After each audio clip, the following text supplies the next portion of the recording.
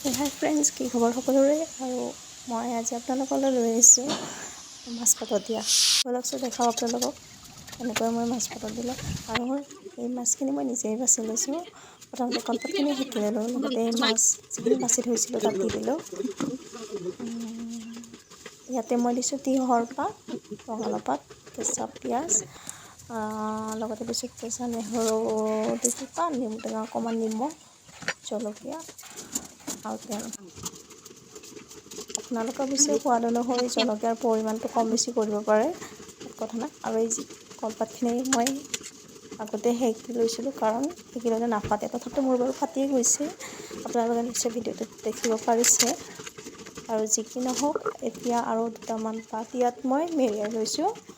বাকীখিনি এতিয়া জুইত দি দিম। আৰু আপোনালোকে ট্ৰাই কৰি চাব কেনেকুৱা পায়।